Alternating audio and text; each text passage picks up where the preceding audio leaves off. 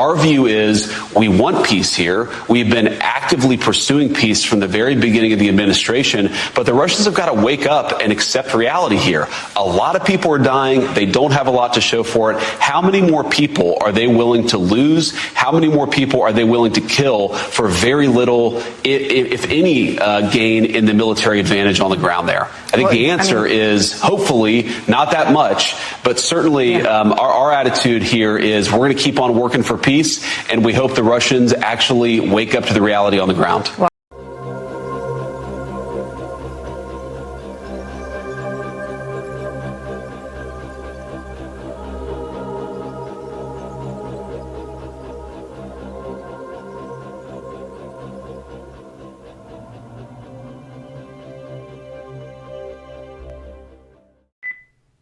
Well, hello, that's me again. Today is September 28th, 2025. It is Sunday. It is the end of the weekend for many people in Europe. It's just the beginning of Sunday here in Seattle.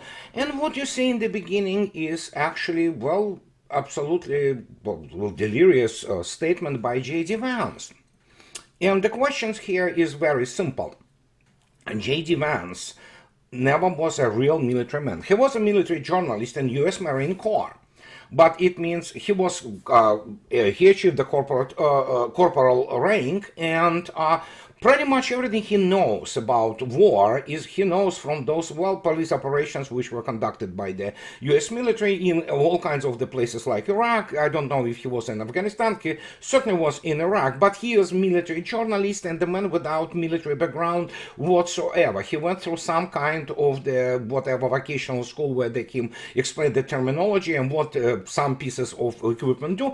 But when he talks about the especially operation strategic level, he simply will not understand. He is vice president, make no mistake. It's it's important position. Technically it's the second position of after the president of the United States, but in order for him to make that kind of statements about war in general, which no person in the US military has any clue, and yeah, that's basically propaganda, and that has to be addressed in a larger sense, because now we hear those things, and J.D.Vance stated that, oh yeah, we are discussing the possibility of providing Tomahawk cruise missiles to Ukraine. Well, if Ukraine is doing so well, and there is nothing to show for it, and we'll talk about this shortly, the question is, how the hell can they provide Tomahawk missiles to Ukraine? Because the Tomahawk missiles, they have two carriers essentially. This is the naval ships of the United States Navy. These are all those Arleigh class destroyers, obviously remaining Ticonderoga class Aegis cruisers. The difference merely in like 20 cells, vertical launch cells of the Mk-41 VLS there. Between them, they used to have, I mean, they still have some left in arsenal to be air-launched by such carriers as B-52s, for example, to launch Tomahawks. They are there on the Revolver, and those are air-launched Tomahawks. And obviously the remaining four high-class strategic missile submarines, which have been converted to SSGNs, that's the cruise missile subs. That's it. Now, people say that, oh yeah, they have Typhoon.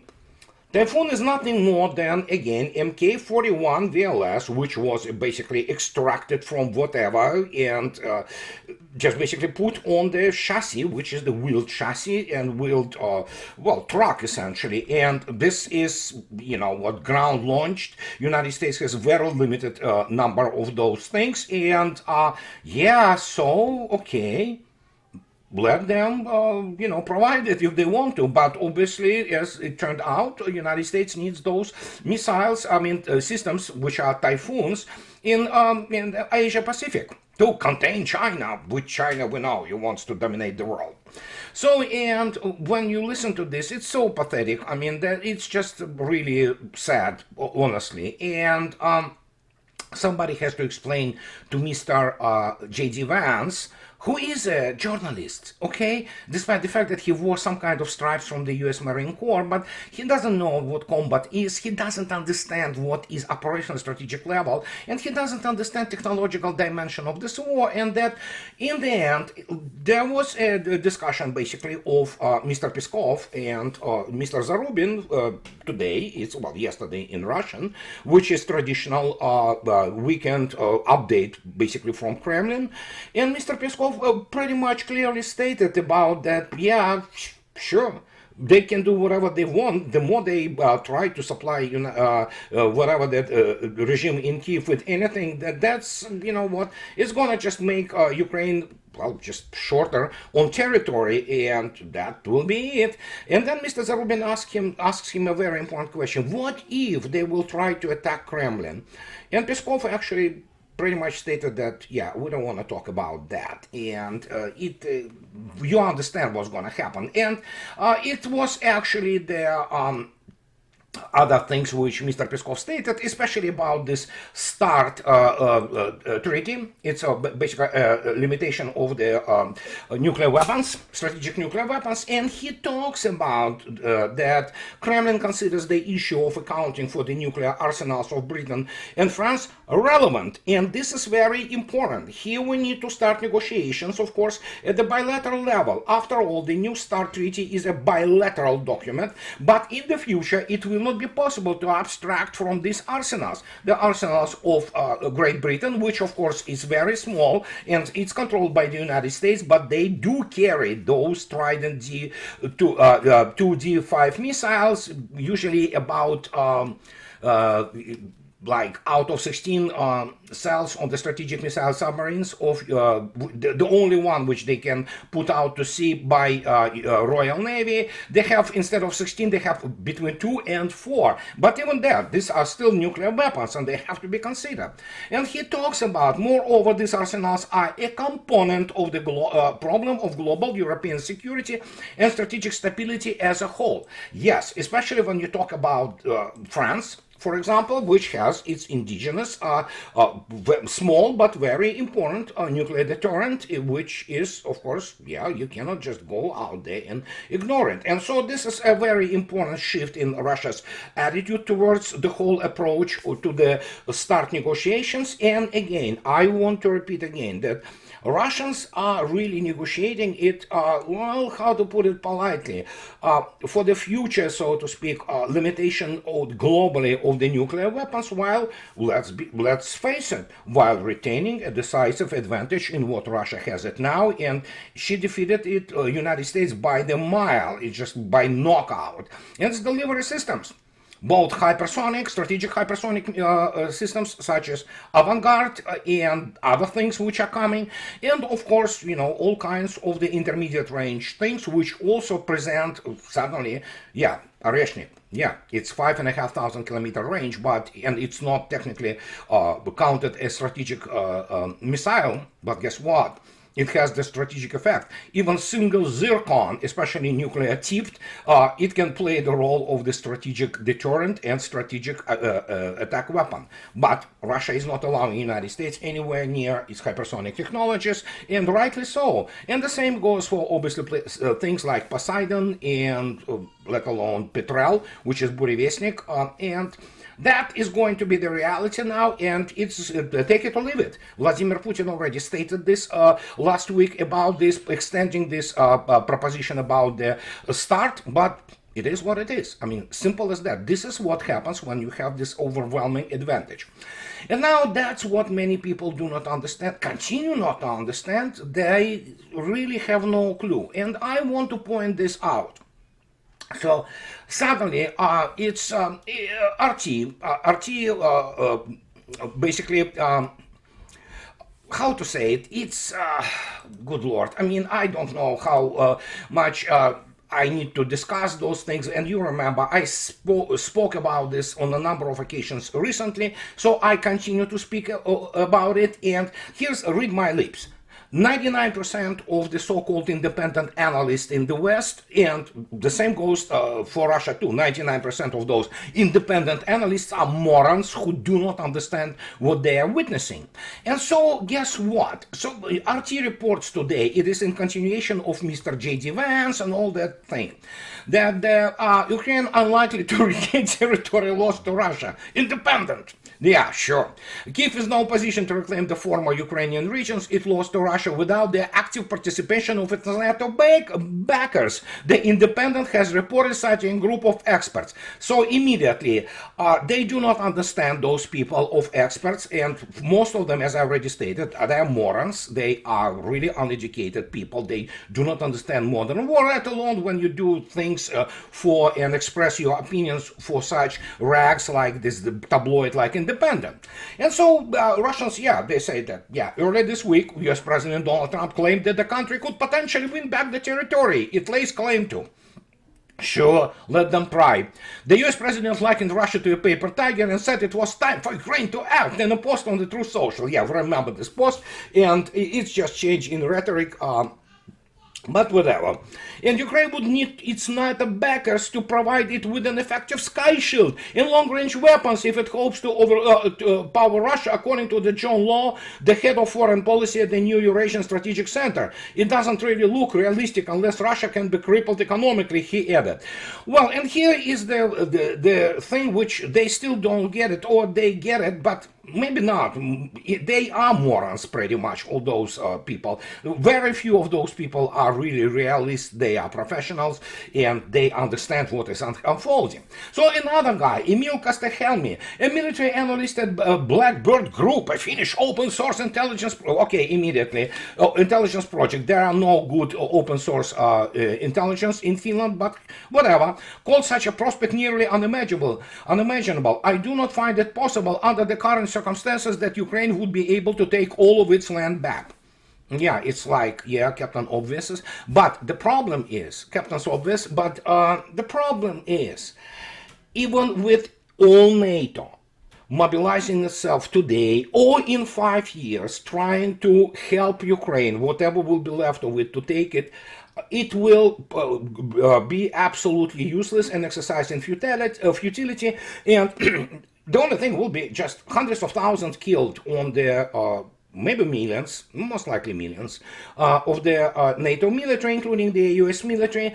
And as I spoke about this in the last video about the combat readiness of the United States Army and essentially overall combat readiness of the US military, it's not good. It's all the military designed for expeditionary warfare, incapable to go toe-to-toe, let alone even approach vicinity of what Russians do right now. And so it's all about the real war, of which those people do not understand a thing, because they still think that somehow NATO can provide air shield or whatever. I mean, these are the people who have been masturbating to the for the aviation and to the aviation, combat aviation, because they watch too many movies, too many Hollywood, movies such as the Top Gun Maverick and things of this nature, where those air forces fly into uncontested airspace or fight all those funny, stupid third world air forces consisting of 2-3 fighters, and voila, they are victors. Well, none of them, not a single pilot of NATO ever flew. Well, those who flew, they are dead, but ever flew into the real contested airspace with the air defense and nothing less than Russian Air Force, which, by the way, is getting ready to accept the serially produced Su-57 M1. This is the new generation, essentially. This is the new modernization, if you wish, of the already serially produced Su-57, which now will go to the export contracts. And again, some of the export contracts for basic Su-57 have been signed already by Russia. And so Su-57 M1 is a completely new aircraft. It obviously looks similar. It has the completely new engines, new generation of engines. And it's the even more advanced avionics, more, if you wish, more of everything, including who knows what it is apart from the standard net-centric capability. And what can I say? we have to wait and see how it proceeds, but it's clear that the Komsomolsk-on-Amur plant is actually extending its facilities for manufacturing of this aircraft, which is ready to go. So it makes F-22 look like the jalopy, essentially. I'm not talking about F-35, it's pathetic, really. It's just, you do not want to compare serious combat aircraft with a proven combat history to something like F-35, but that's what it is. So, and well, there will be very many butthurt fanboys, or many of those open source intelligence people, and who will say, oh no, it's not good. Well, let me put it this way. When everything is said and done, Su-57 together with Su-35 and MiG-31 will emerge as the most combat proven, with unrivaled combat record, essentially, against all kinds of targets, including the air-to-air combat and beyond visual range, which US Air Force simply has nothing which can even touch it. But they still think that for some reason, if NATO gets involved, NATO gets wiped out. Simple as that. And I don't know how many times I have to repeat it. And just to demonstrate to you what is going on right now in the zone of special military operation, we can go to look at the tally yesterday. So it's, yeah, you can see yourself, pretty much standard 1,500 a day, a little bit more, a little bit less, but it's about that daily. And we go to our good friend Colonel Popov and Marat Khairulin, and as you can see yourself, this is actually Kupiansk.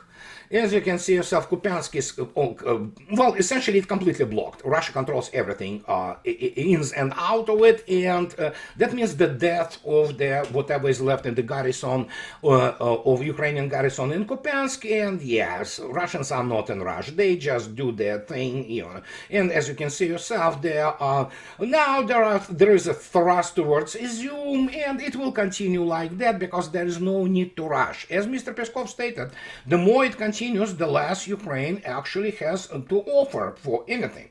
And so then we can take a look at Sudzha, which is the Sumy region. As you can see yourself, they try to counterattack, but then again, don't be fooled by all those blue arrows. They do try to counterattack, like in the platoon or type, force. Maybe they somehow manage to get some battalion. They get near Russians, they annihilate them, or sometimes they cannot even attack before they already have been completely annihilated. So yeah, it just shows some activity, and Zelensky, the only thing he can basically show for it is something like what you can see yourself here. It's the how they launch multiple launch rocket systems from inside Kharkov.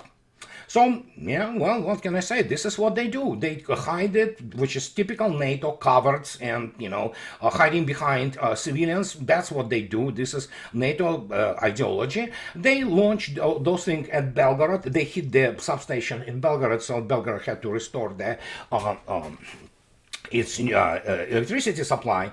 But what is happening actually in response? Very simple.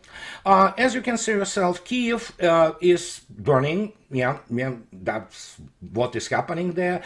One of those facilities have been struck, and we can see ourselves that it was precisely where it needed to land. And here is the thing which many people still do not understand what is going on here. This video shows you from Kiev how this so-called wanted American air defense, in this particular case it's Patriot PAC-3 missile, try to intercept something, fails miserably, and guess what happens? As you can see yourself, this is the photo from Kiev. No matter how the regime in Kiev and its NATO curators and this basically organized crime group from Washington, London, and Brussels try to hide it, what you see here, it's not Russian missile. Much of the damage also often done in Ukraine by those, Patriot PAC-3 is a pathetic defense complex, but so it's one of the missiles of the MIM-104 variety, and they do have similar, if you take a look at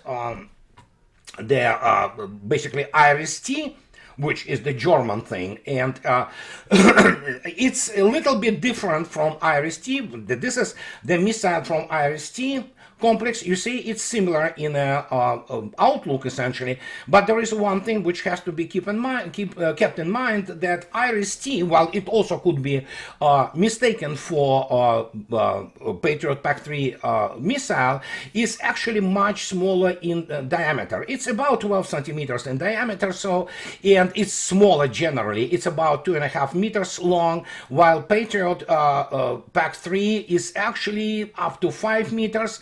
And you can see yourself, it looks like this, and it's also you can easily basically mistake it for anything, but it's likely that both Patriot PAC-3 have been trying to defend Kiev, and Iris-T, obviously. Here it is. This is how this missile looks like. And so they are very similar in the profile, but they are not exactly the same in size, because the PAC-3 MSE, this is precisely the missile which arms the Patriot PAC-3s which are provided for Ukraine. That's kind of, I think, if you take a look at the geometric scale of this thing, yeah, it's more likely its diameter is not 12 centimeters, it's more like 35 centimeters, and that's the Patriot missile. And yeah, Patriot performed dismally. It's really laughable air defense complex. It can still shoot down their legacy aircraft, like especially low-flying, slow-flying aircraft such as IL-76. It can shoot down that. It can shoot down some, aircraft like Su-34 or Su-30 if they fly high enough and slow enough. But other than that, I mean, I don't know why somebody has to consider this thing even seriously. And you saw yourself essentially what happens, and this is just one of the occasions. There are numerous. They miss all the time, they fail, and this last night, Russians obviously have been doing their thing, their number on Kiev, and this is just in response to this ferocious atrocity they committed against civilian people, and it will continue to be like that. And again, it's like explaining to J.D.Vance or to average American general that, well, what will say, they just territory alone is necessary evil. If those people who didn't read, most of them, they don't even know what strategy is. They don't teach strategy in the U.S. General Staff and Command College in Leavenworth, Kansas. They don't. They live in the fairy tales about how America's the greatest military, defeated everybody, starting from the the Persian armies, the Thermopylae, and things like that. But point is, they don't understand that what is happening right now is the physical annihilation of the whatever is left of the Ukrainian army. And I've been on this constantly, and I will continue to be on it non-stop, because obviously the idiocy by, like the one which have been expressed by Mr. J.D.Vance is, well, how to put it, it's, yeah, that's sheer idiocy and lack of the professionalism. Just don't go out and speak about things you don't understand. And J.D.Vance doesn't understand it. Yes, if American generals do not understand it, what do you expect from the guy who was a corporal in U.S. Marine Corps and he was military journalist? So, but yeah, you know what, all those talks about, being tough, all those people who cannot really shoot straight back at you, and primarily done with, it's just ridiculous. So, but it is what it is. And so how they will try to do it, I don't know, but many people actually correctly state and correctly note that here we can indeed look at the situation with Trump, this outburst of his hot air, that actually this is the idea that, just give it up for Europeans, and United States has to wash its hands off. So in this case, all those talks about Tomahawks, okay, well, try. see what happens. And they will be trying to do, obviously, false flag. We know that Ukraine is preparing false flag. They have several geranium drones. They have some Gerbera drones, which they will, load with the explosives and will launch at Poland and other countries of NATO in order for them to, well, because they're doing so well, they need a special, NATO involvement. Not a single Ukrainian general, or for that matter, a NATO general, understand what it will all mean, because they, in Kiev, for example, because they are criminal organization, they're terrorist group, which supported by the United States, they still believe that somehow, as I'm going back I loop back to what I stated about 15 minutes ago, that somehow that's gonna make a difference. Well, the only difference it's gonna make is that the Europe will be turned into the parking lot. And if Europeans want that, let them. You know what? They do not. There were several thousand people in Italy 2 days ago, demonstration, not enough to protest what is happening. So, and yeah, evidently the only thing Europeans care about is just economic issues, their stomach issue, bread and butter, which is normal. Everybody cares about it. But the point is that these guys do not understand that indeed, if false flag succeeds, and those are suicidal cretins, especially from Warsaw, although they say now that they do not want to fight, they want to start shooting down Russian planes over Ukraine. I don't know with what, but anyhow. If they want to cease to exist, let them. What can I say? Nothing could be stated about it other than this. And those people, again, you have all those majors in philosophy, in sociology, in political science who run these countries into the ground. They already completely finished them off, essentially, such as France or UK and what have you, Germany. And if they want if they want real war from Russia, Russia will provide them with a real war. But for now, we know that last night, as Zelensky said, it's 400. Russians reported more than 600 geranium drones and missiles, all kinds of types of hypersonic, Iskander missiles, the cruise missiles. And it will continue like this as long as necessary. Russia is ready, and as I already stated before, it's all about material resources. And Russia produces NATO by the order of magnitude in every single, item in the modern warfare, modern arsenal. And sure, if they want to continue this, let it. And here is also the thing which we need to keep in mind, that is still ongoing. We have this imbeciles. This is Financial Times. There are cretins there, so which you would expect from the UK elites. You see, this is why Ukraine is winning the war. Russia has failed to achieve its core aim, the destruction of the Ukrainian nation. Well, actually, I can tell them that Ukrainian nation is the virtual nation. It's nothing more than the outgrowth, the appendix, which is growing peritonitis, of the West, and it just exists because West supports it. But again, it's Financial Times. They are imbeciles there, and they are just propagandists. They are nothing more than war criminals there across the board in the Western state media and in legacy media, if you wish. And then we have the other thing, and that's the thing I want to wrap it up today with. It's just, and this is not really optimistic. But I need to explain this. We go to this Quincy Institute, Responsible Statecraft, which continue to reproduce pretty much this pseudo-strategic triviality. They don't have real military experts there, and let alone experts in Russia, but at least they talk about that. Another poll shows Americans declining support for Israel, and their favorability of Netanyahu is abysmally low. Well, Netanyahu is a war criminal. We know that.